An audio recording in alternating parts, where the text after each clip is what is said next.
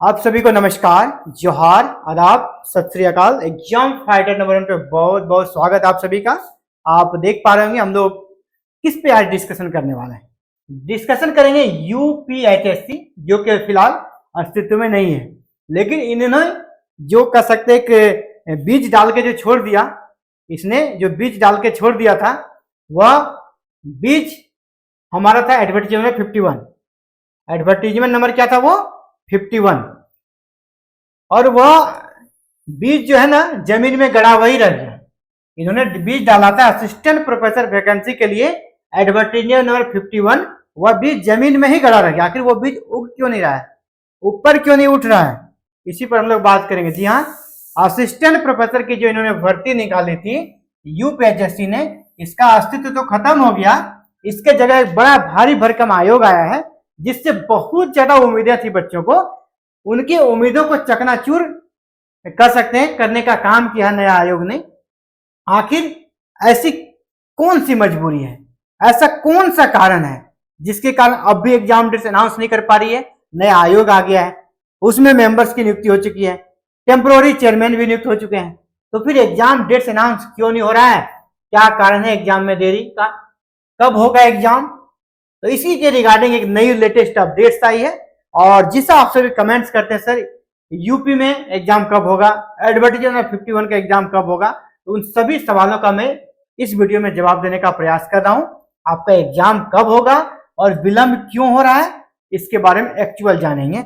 अगर आप आज का न्यूज़पेपर आपने देखा होगा, इस हेडलाइंस को जरूर देखा होगा, और यह हेडलाइंस बहुत कुछ बयां करती है इस एग्जाम्स की पूरी, कर सकते हैं जो विलंब हो रहा है एग्जाम डेट्स को रिगार्डिंग, पूरी यहाँ पर कहानी बयां करती है। इसको हम लोग डिटेल्स में देखते हैं, ठीक है।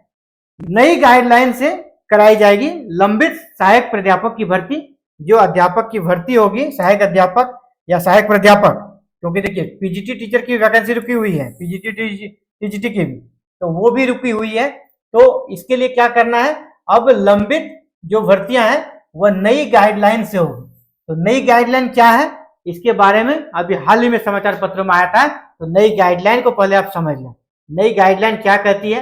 नई गाइडलाइन के तहत क्या होगा ना, अब जो प्रश्न पत्र बनेंगे यूपी में, जो जितने भी एग्जाम होंगे, वो जो प्रश्न पत्र बनेंगे, अब उसके लिए 2 प्रिंटिंग प्रेस का इस्तेमाल किया जाएगा, ताकि जो पेपर लीक होता है ना, उनको ये पता ही नहीं चले हम लोग किस प्रिंटिंग प्रेस का पेपर बच्चों को देने वाले हैं, या किसी हम लोगों ने फाइनल अप्रूव किया है।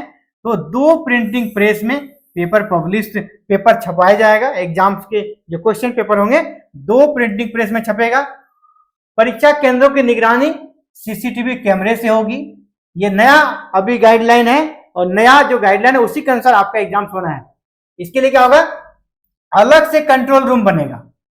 इस एग्जाम के लिए अलग से कंट्रोल रूम बनेगा। परीक्षा में जितने शामिल उसका बायोमेट्रिक हाजिरी बनेगा, ठीक है। इसके बाद आइरिस कैप्चरिंग भी की जाएगी। ये सब इन चीजों को इस बार इंट्रोड्यूस किया गया है। प्रश्न पत्रों को भी कई स्तरीय सुरक्षा वाले बॉक्सों में रखा जाएगा, यानी वहां पे हो सकता है फिंगरप्रिंट का व्यवस्था हो, और कुछ जो सीएस है उसके फिंगरप्रिंट से ही वो बक्सा खुले, फिर क्वेश्चन पेपर टूटे, ये नहीं कि कोई भी निकाल ले। तो 2 प्रिंटिंग प्रेस, नए गाइडलाइन में सीसीटीवी कैमरा, अलग से कंट्रोल रूम बनेगा जो सिर्फ और सिर्फ एग्जाम का कंट्रोल करेगा। बायोमेट्रिक हाजिरी बनेगी बच्चों की। इसके बाद आइरिस कैप्चरिंग भी होगा, ठीक है। बॉक्स कई स्तर लेयर वाले बॉक्स में रखा जाएगा। इसके बाद यहाँ कहा जा रहा है अभ्यर्थियों की संख्या अगर 5 लाख से अधिक होगी तो परीक्षा कई पालियों में कराई जाएगी, ताकि व्यवस्था में किसी प्रकार की चूक ना हो। ज्यादा क्राउड होने से कभी कभी क्या होता है ना, व्यवस्थाएं थोड़ी अव्यवस्थित हो जाती है। इनका कहना है कि ज्यादा बच्चे रहेंगे तो हम लोग क्या करेंगे, उसको 2 शिफ्ट में कराएंगे, 3 शिफ्ट जरूरत पड़ेगा 3 शिफ्ट में कराएंगे, ताकि व्यवस्थाएं कभी बिगड़े नहीं। ये सभी नई गाइडलाइन के बारे में हम लोग बात कर रहे हैं, ठीक है। नई गाइडलाइन यही है। और इसके बाद क्या है, जरूरत पड़ेगी इसके लिए अभी से प्रयास शुरू कर दिए गए हैं, और शासन को भी पत्र भेजा गया है, और इन सभी व्यवस्थाओं के लिए सरकार को लेटर भी भेजा जा चुका है। इसके द्वारा शिक्षा सेवा चयन आयोग के द्वारा अभी इसको 2 बड़ी परीक्षाएं करानी है। 2 बड़ी परीक्षाओं में कौन है आपका, 1017 पदों वाला सहायक प्राध्यापक यानी असिस्टेंट प्रोफेसर का, और 4163 पदों वाला आपका पीजीटी और टीजीटी टीचर का। इन सब में खर्च है जो नई व्यवस्था है ये सब होगा आपका, सीसीटीवी कैमरा, 2 प्रिंटिंग प्रेस, है ना, फिंगरप्रिंट से बायोमेट्रिक अटेंडेंस, आइरिस कैप्चरिंग, ये सभी क्या अलग से आपको फंड चाहिए। इसके लिए क्या कर रहा है आयोग, अलग से इसके लिए बजट बना रहा है, अलग से बजट बना के गवर्नमेंट से अप्रूव कराएगा कि हमारा इतना खर्चा है। और गवर्नमेंट का भी गाइडलाइन है कि व्यवस्थाएं ऐसी हो कि बिल्कुल भी चूक ना हो, क्योंकि पेपर लीक आज के समय में एक बहुत बड़ा चुनौती बन गया है। जहां नीट जैसे संस्था, नीट जैसे एग्जाम्स को एनटीए जैसी बड़ी संस्था कंडक्ट करती है और वहां पर भी पेपर लीक की घटनाएं सामने आई है। यूजीसी नेट के एग्जाम्स हो और यूपी में कितने एग्जाम्स के पेपर लीक हुए, और इस हालिया चुनाव में यूपी में बीजेपी को एक का सबसे बड़ा झटका लगा है। बहुत ही कम सीटें आई है जितनी उसकी अपेक्षा थी, जैसा उन्होंने काम किया आई नहीं, क्योंकि युवा आक्रोशित है ना, जॉब ओरिएंटेड काम नहीं हुआ है। जॉब निकलती है वैकेंसी, आप एग्जाम्स नहीं ले पा रहे हैं, एग्जाम्स लेते हैं पेपर आउट हो जाता है। इन सारे समस्याओं के कारण जो युवा वर्ग है ना, उन पर नकारात्मक प्रभाव पड़ा है और वो सरकार के कह सकते हैं अगेंस्ट सोशल मीडिया पर अपनी आवाज अक्सर उठाते हैं। ये सरकार के संज्ञान में भी है, इसलिए सरकार का प्रयास है कि देर आए दुरुस्त आए, पहले इन सबको ठीक कर लेंगे और तभी ही हम लोग एग्जाम लेंगे, ताकि एग्जाम जब शुरू करें तो बिल्कुल एक भी पेपर लीक ना हो और इस प्रकार की कोई समस्याएं नहीं हो। यहाँ पे दिक्कत वही है, आपका एग्जाम में जो विलंब होने का कारण है ना, आप समझ गए विलंब होने का क्या कारण है कि नई गाइडलाइन से होगी और नई गाइडलाइन में बहुत सारी चीजें ऐड की जाएगी। और इसको सिर्फ ऐड करने के लिए ऐसा नहीं है कि हम प्राइवेट चीजें हम ऐड कर दिए और कोई दिक्कत नहीं है, इसको शासन से भी अप्रूव लेना पड़ता है। सभी चीजों को 1 रुपया भी ज्यादा खर्च करना है उसको शासन से अप्रूव लेना पड़ेगा हर एक चीजों का। अब इन नई चीजों को अप्रूव लेना है, इसीलिए आपका विलंब हो रहा है। और ये अप्रूव होते ही अब जब एक बार काम स्टार्ट होगा ना, इसकी पूरी संभावना है फिर काम लगातार चलते रहेगा, आपका एग्जाम लगातार होते रहेगा, जितनी भी भर्तियां लटकी हुई है सारे कंप्लीट हो जाएंगे। लेकिन ये कह सकते हैं जो जिस प्रकार के अभी वहां पे विशेषकर चुनाव में बीजेपी का हाल हुआ है, तो इसीलिए सरकार बहुत ही सोच समझ के ठोस कदम उठाने का प्रयास कर रही है। और ये फिलहाल अभी जो नई गाइडलाइन है उसको अप्रूव कराना है, अभी आयोग को अप्रूव हो जाएगा, इसके बाद आपका एग्जाम डेट डिक्लेयर किया जाएगा। आप उम्मीद कीजिए ये आपका अगस्त का महीना है, इस महीने में सारी चीजें क्लियर हो जाए। जहां तक अभी भी संभावना जो लग रही है, एग्जाम डेट्स आपको नेक्स्ट मंथ मिलेगा, इस मंथ नहीं मिलेगा। एग्जाम डेट आपको नेक्स्ट मंथ मिलेगा, यानी सितंबर में आपको एग्जाम डेट्स मिलेगा। और एग्जाम डेट्स मिलने के बाद फिर आपको एग्जाम्स के लिए 2 महीने रख दीजिए।